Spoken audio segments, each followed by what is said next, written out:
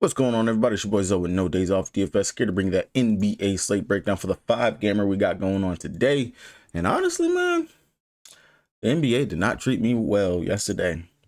Had your boy sitting here looking like, what the heck did I do wrong? Looking at it yesterday, this was the core. Ayo the Sumo, of course. All the players out over there. Ayo was going to play big minutes. Didn't do bad. Nothing too crazy. Peyton Watson, he eventually got there. Actually was lower only when I thought he should have been over there in that game versus Indy. Played very well, but of course, it was literally the Jamal Murray show yesterday. Dude hit like 10 threes, which was crazy. Guy, chalk value, went ahead and played him. Of course, once they announced Jalen Johnson being out, knew he was going to get the start, but he didn't do crap shit in this game. Should know the Clippers, after getting embarrassed last time out, they were going to come out here with their hair on fire. And then Wendell Carter Jr., he was out there, just didn't do enough. It was just very my value plays were just complete dog shit. And then of course Giannis going down in that Bucks game, I was very high on Cade Cunningham. I really did like the spot for him going out there, but then of course once that happened, it kind of just seemed like the Pistons just let their foot off the gas, and it was just like a very mundane mid-level game. Oh no, I'm not even gonna lie to you guys, yesterday for me was complete dog crap. Let me know, did anyone else do at least somewhat better than what your boy did over here? Hopefully you can bounce back on today's slate. Like I said, we got a 5-gamer. Of course, we got some NFL going on. 50K to first over here on DraftKings. Let's go ahead and try to figure it out, break it down. Golden State Warriors taking on Philly. We got a lot of injury news over here in this game. Of course, we know that Steph Curry's out, but Golden State Warriors, a ton of injuries. Jimmy Butler, questionable. He left halfway through the game going up against Thunder last time out. Al Horford, he's questionable. Tracy Jackson-Davis, he's questionable. Jonathan Kuminga, he's back from his little injury stint that he had, but playing off the bench. He's questionable to play. Quentin Post, he's questionable. So a lot of news that we got to actually get over here, but the biggest one that we want to know is going to be Jimmy Butler, if he's going to be in or out, because of course, no Steph Curry, a lot of usage. He's like the main guy over here. Draymond Green, he's there, but for over here for Philly, Paul George questionable. We already got the news. Joel Embiid, he's doubtful to play. Quentin Grimes, he's questionable again. He was out last game. Of course, Kelly Oubre Jr., he's already been ruled out as well. So I definitely want to know what's going on over here for Philly, because that Paul George news, that is going to be quite a bit interesting. And then but Philly, man, they're just their rotations and stuff. Definitely something that we want to pay attention to. Over here for Boston, biggest thing over here is the fact that Jaylen Brown, he's going to be doubtful to play. So that's going to be a lot of usage, some more shot attempts and everything going over here to some of these other guys for Boston. And it's going to be a good matchup going up against the Washington Wizards. Right now, it's only a 9.5 point spread, which is actually pretty good. Washington at home, they're not a bad. I said this in the beginning of the season. Washington, to me, is not a bad team. They actually can keep games pretty close, and we just gotta hope they can actually do that here.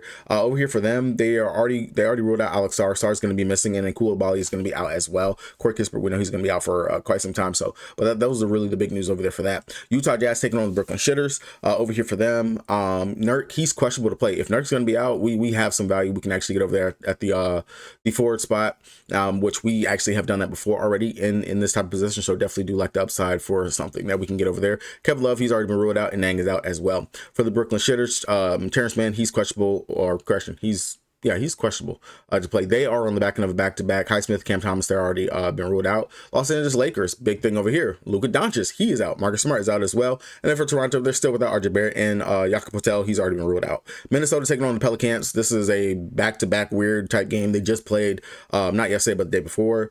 No news over there for the Minnesota Timberwolves, but then for the New Orleans Pelicans, Zion, he's been ruled out. Jordan Poole's out. Of course, Dejounte Murray, Messi, all these guys, they're already out. So hopefully it should be the same starting lineup that we saw last game, because Zion was out in that game as well. And that was a game that Trey Murphy went off, and it was, that OT game over there for the Pelicans. All right, head on over to DraftKings, the site I play the most on the site. If you guys don't have an account, you want one, check the link down in the description box below so you guys get that deposit matchup bonus and join your boy over here on the Kang.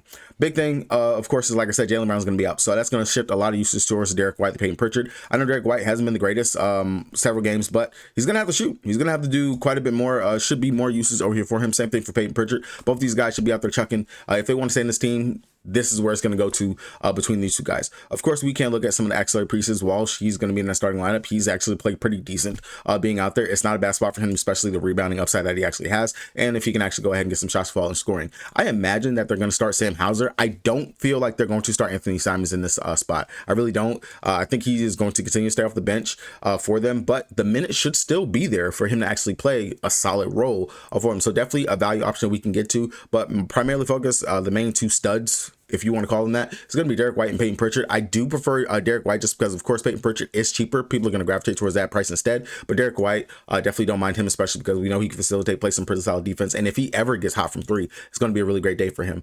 Sam Hauser, of course, decent value, especially if he's going to actually get the start. We're going to have to be looking at players like Minot over here as well. And maybe, just maybe, a sprinkle of Hugo Gonzalez. If you're making multiple lineups, that's definitely a GPP option you can get to over there. Quetta, he should, of course, be starting as well alongside Walsh. Definitely wouldn't mind it, but not like high up there, especially for the 5,300 price tag, when I can come down to a Walsh, come down to a Simons, come down to a Sam Hauser, or why not as well.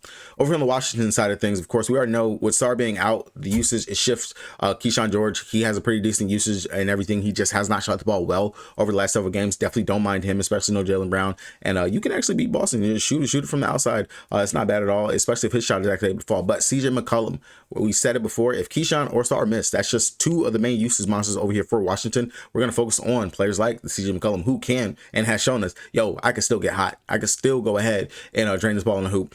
Definitely don't mind him going up against one of his boys, Anthony Simons, who'll be over there. I definitely don't hate this price tag at all. 6,600, not bad. And we've seen the upside and the ceiling that he can actually have out there.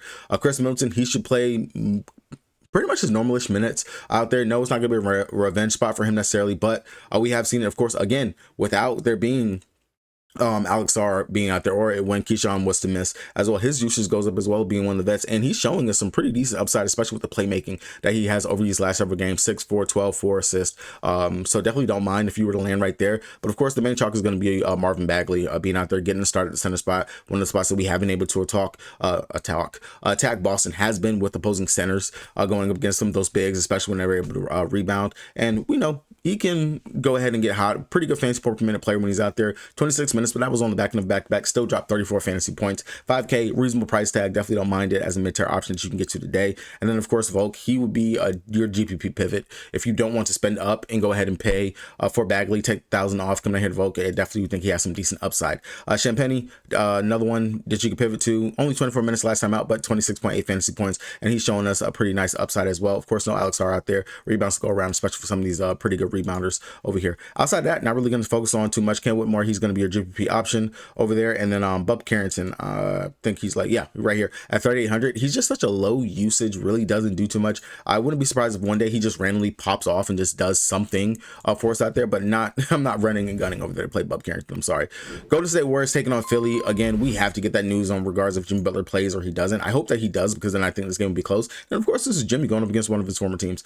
So definitely wouldn't mind going over here to 8,700 Jimmy Butler. But if he's going to be out, then of course, it's going to be the Potomac Show, Moses Moody, all these weird rotational guys. It just depends on if Steve Kerr gives them enough run being out there. We would be looking towards the Will Richard, who we know is going to get the start. Gary Payton the second, especially if Jimmy Butler is going to be out, then we know he's going to get a decent run in regards to the minutes. Buddy Hield, he should still play off the bench, but definitely be someone that you would have to have your eye on. I really can't go too deep over here just because Golden State Warriors is such a crapshoot. If Jimmy plays, he'd be the main option I want to get to. I'm not too interested in Draymond Green.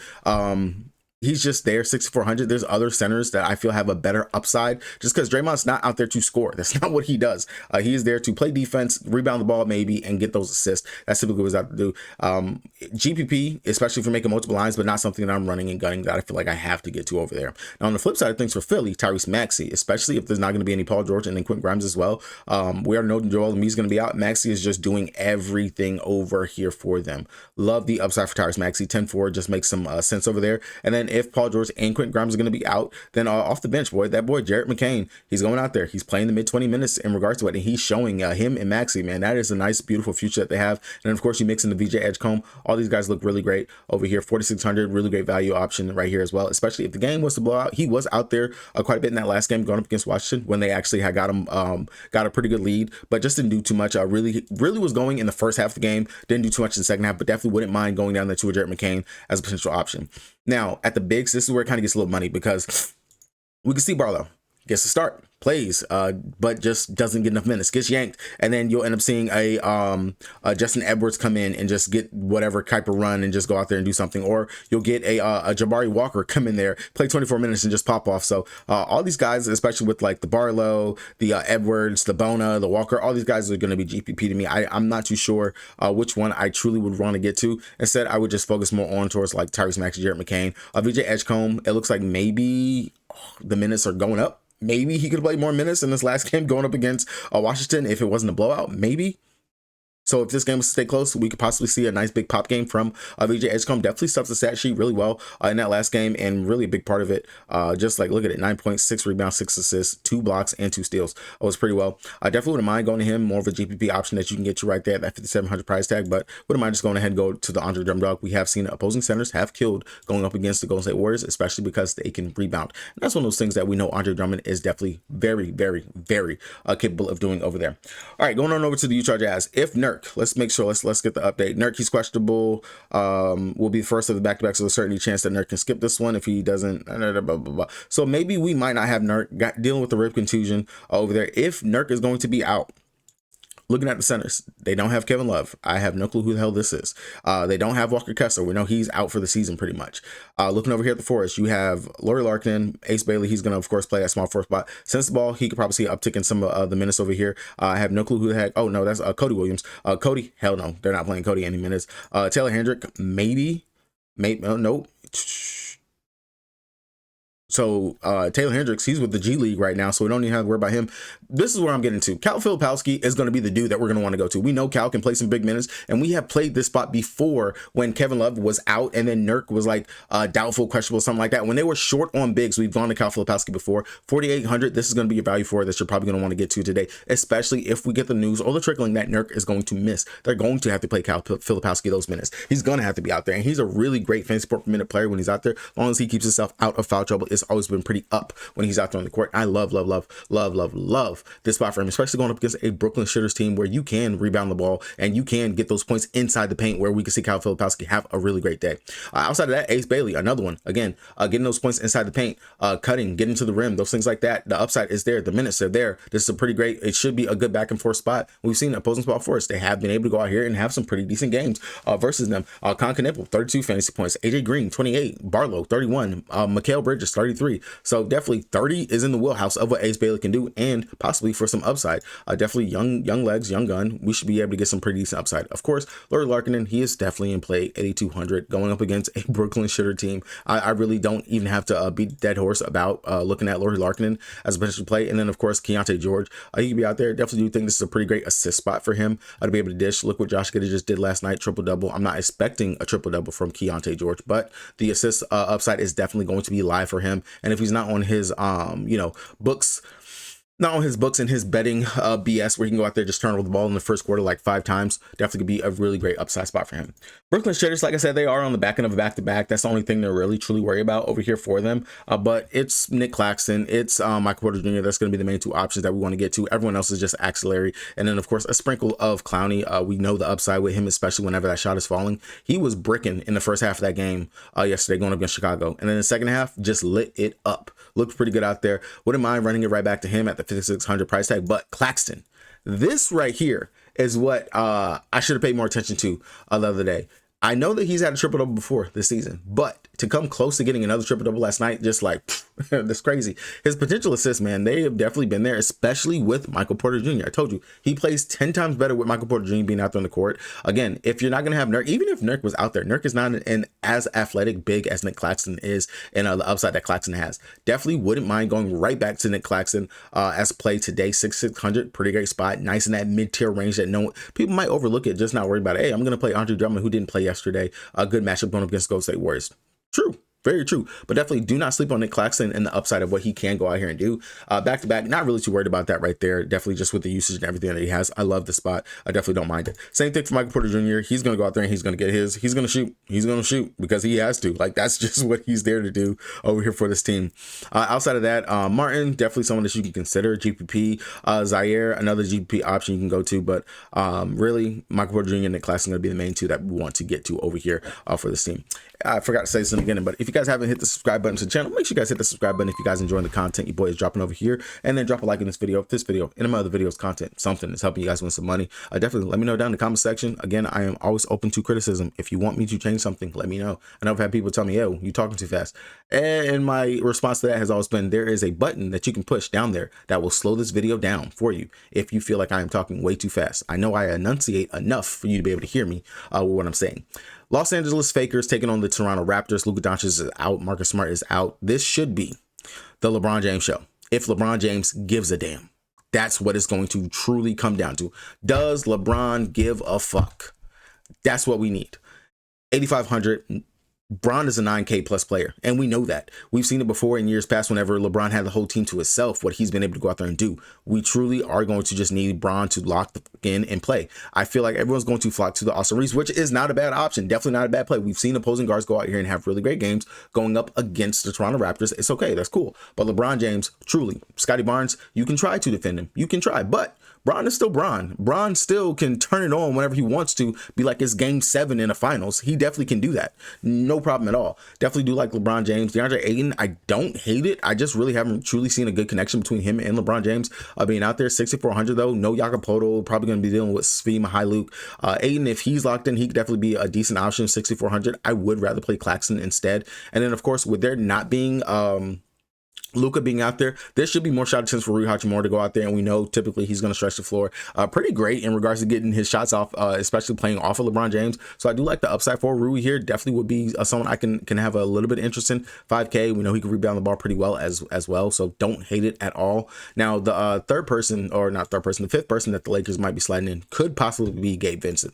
If it is truly Gabe Vincent and he's sitting at the 3,800 price tag, it makes sense. He's a decent fantasy point player, especially he's out there, of course, to knock down his threes as well. He can facilitate a bit and play some pretty solid defense. So I wouldn't mind that 3,800 price tag for Gabe. But if he's going to be like heavily over-owned, definitely, I mean, you can make some type of pivot right there and not necessarily have to go and play Gabe at that price tag. But definitely just something to look at. And then if you want to possibly mess with it, Jake LaRavia. This could be a dust-off Jake LaRavia type game, especially if you're running Bron at point and you just need play finishers, not playmakers. LaRavia could be out there instead of a Gabe Vincent or something like that. On the Toronto Raptors side of things, Scotty Barnes is Scotty Barnes, 9K, triple-double upside anytime he's on the court. As long as he's not getting himself into foul trouble, we know the upside is going to be there for him. BI, of course, very much scoring dependent. Yes, he can rebound the ball, things like that. Going up against his former team, his former team over here, definitely can take a stab right there. Upside, I do think is kind of limited and capped, especially at the 8,300 price tag. If I'm going to pay that, I might as well just find a little bit more and just pay LeBron James instead. Quickly, guards going up against the Lakers, that has truly actually been a thing. We can play guards going up against the Lakers. He has been pretty consistent. I don't mind going through him, especially if he's going to be on one. Playing at the crib, the 3-ball has been falling pretty well for him. Definitely someone we can go to. Now, Jakopoto being out, RJ Barrett, of course, being out. Svi Mykhailiuk, he should see those minutes and be able to play. If they're going to start him, I don't mind it. We have seen them go small with playing Scotty Barnes at the center spot instead. And then, of course, we get a CMB slid into the starting lineup at the 4. Either one of these guys, CMB, definitely, either way, they're both going to have to play minutes. Definitely going to be a value option that you can go to today on the day. And I don't mind playing either one of those guys, if we're going to be honest. But nothing too crazy over there for the Raptors. Minnesota Timberwolves taking on the Pelicans. This is literally a repeat from last game, and I'm going to make this short, sweet, and straight to the point. Anthony Edwards is an amp, 9,600. He went off. Definitely did a lot of scoring. I don't expect the exact same upside that he had. Granted, this was also an OT game. If it wasn't for the OT, he would not have paid off his price tag at the 9,400 right here. I think he had like 17, 18 fantasy points in OT. So take that off of that, he was barely scratching 40 over there for us. So definitely Ant is still Ant, 9,600. I would rather just pivot down here to Julius Randle, who he played, just didn't really do enough. 6 of 14 from the field, still the peripheral stats, they are there. I like the upside for going towards Randle. And then Rudy Gobert, I don't know if Latin can strike twice. It's still a good DVP matchup, but definitely Rudy is there. It's Naz Reid, though, he played very well in this spot, and of course he's been playing pretty well over these last several games. Played 32 minutes. Granted, that was also including OT. He was hot. He was out there. 5,700. Definitely can mess with that. Donte DiVincenzo, don't mind going right back to him. 30-ish fantasy points is definitely within the cards once again. Even without the OT, he really didn't do too much in OT at all. I want to say he had like maybe 3 or 4 fantasy points in OT. I'm pretty sure it was just a steal that he had got. So definitely wouldn't mind going towards Dante. Jaden McDaniels will be in play as well. If you do think the game can blow out, then of course you can look at the Clark, the Shannon Juniors, and the Dillingham. Over here for the Pelicans, no Zion Williamson. Trey Murphy went the fuck off, 60.8 fantasy points. I don't think that's going to be the case again. Now, if it is, lightning can strike twice, then hell shit, take Trey Murphy, take Rudy Gobert, and just call it a day from this game. But Trey Murphy, I would say put him into the GP category. I don't mind coming out here to Sadiq Bey, no Zion Williamson. I know he's going to be out there. He's going to start. He can rebound the ball and he can score it. And he does it pretty well. Don't mind him at all, especially with the more intensive defense is going to be on Trey Murphy. Derek Queen, they had no choice but to actually play our boy the minutes. And what happens when you play Queen the minutes? he goes out there and he gets you buckets. Definitely wouldn't mind going right back to Derek Queen with his just athleticism and being able to move, shift or out there around Rudy Gobert. And he can do more than just actually go out there and score. We know he can rebound. We know he can also play make. I don't mind the upside 6'6". Definitely, if I got to choose between him, Claxton, I will take Claxton over Derek Queen on today's slate just because of the matchup. And then down here, of course, Fears. He played really well. Didn't get yanked. If they start McCollins again, then of course we can go towards McCollins. Definitely, it's going to be a risky GP option. We can't come down here towards plays like PV. Hawkins will actually be back for this game, so it's going to kind of dampen what you should expect from Alvarado, McCowan, and PV as well. All right, guys, that's going to do it for me. Hopefully, you guys were able to get something from this video. Made it just barely under 20 minutes. If you guys haven't already, make sure you guys hit that subscribe button so you guys don't miss in the sauce. The stuff your boy drops over here on the channel. Hopefully, you guys do have a good day, and hopefully the NBA treats you guys right. Peace.